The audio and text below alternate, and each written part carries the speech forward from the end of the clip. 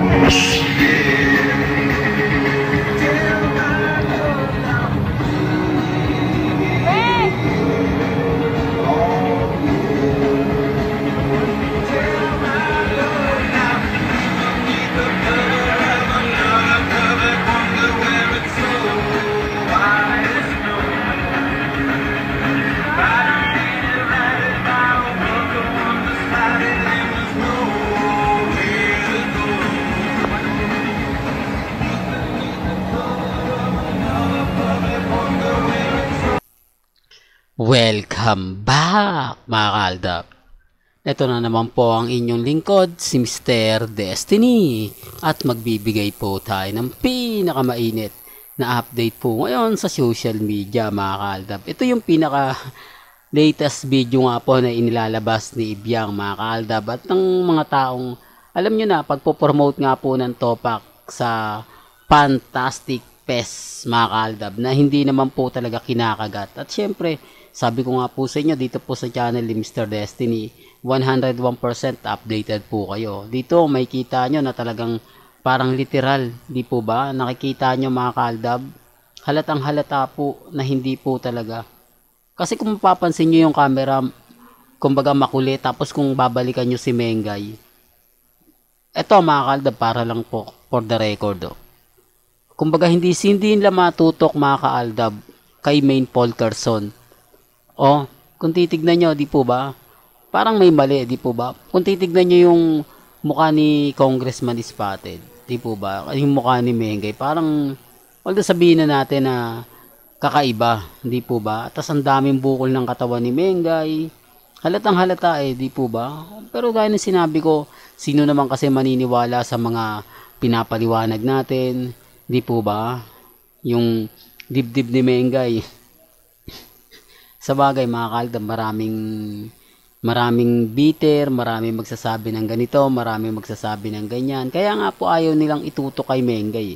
Kaya nga po kita nyo pag mapapansin nyo na parang may mali, di po ba? Pero gaya ng sinabi ko mga kaaldab, depende po yan sa mga nagre-react, depende po yan sa mga nagko-komento. At dito po sa pangalawang video na makikita nyo, magbabaliktad na po yung sitwasyon. Pansinin nyo si Mengay, ayaw talagang lakunan sa taas Kumbaga talagang kinakat po nila di po ba? Baliktad na po yung pwesto nila niyan. Si Congressman Spotted na po yung naandon, tapos si Mengay po yung isa. Di po ba? At may kasama na nga po silang, para lang klaro, para lang po sa kaalaman ng lahat. Sabi ko nga po sa inyo, depende to sa sitwasyon. Depende po ito sa mga tao magre-react at magko-komento. Halatang halata naman po, di po ba? Pero gaya ng sinabi ko, syempre, kumbaga main fanatics yan, army yan di po ba? Talagang pag sila talaga, hindi mo po pwedeng basagin, hindi mo po pwedeng sabihin na ganito ganyan, Mr. Destiny. Sinasabi ko lang po para klaro po sa inyo. Di po ba? Real talk to mga kaaldab. Pero bago natin ituloy, etong mainit na update po natin, kung bago ka lang sa channel na to, at isa kang true-blooded Aldab Nation, na nagmamahal po kina Mengay at Isoy, tama po ang channel na pinuntahan mo, kaya consider na po kitang bagong subscriber at huwag mong kalimutang i-share ang mga video po natin sa mga mami, sa mga titas at sa mga senyor. Dito mga kaaldab, kapansin-pansin nyo naman po, di po ba, na parang iilan lang po sila rito, tapos yung camera masyadong magalaw, hindi ma-focus. Mr. Destiny, bumiyabiyahe na sila dyan umaandar na yung sinasakyan nila. Wala naman pong problema mga kaaldab. Sabi ko nga po sa inyo, may kanya-kanya po tayong opinyon, may kanya-kanya po tayong pananaw. Pero kung titignan nyo naman po at susuriin, di po ba? Real talk to mga kaaldab. Tignan nyo, pati yung kamay ni Mengay sobrang haba. Halatang halata po mga kaaldab. Pero wala kumbaga nasa point po na paramihan na lang po ng mga views, paramihan na lang mga naniniwala. Normal lang. di po ba? Na maraming armins, maraming main fanatics yung matutuwa. Lalong-lalo na po yung mga taong pilit na nagsasabi ng ganito, pilit na nagsasabi ng ganun.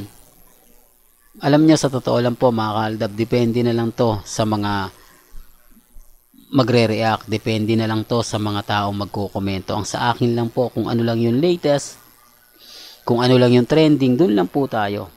Huwag po kayong basta-basta maniniwala sa mga sinasabi at pinapaliwanag nila. Ako, masaya po ako basta naandyan kayo, naandyan ang Aldab Nation, patuloy po kayong sumusuporta, ano man po yung sabihin nila, naandyan pa rin po kayo sa tabi natin, di po ba, walang iwanan, walang bitiwan.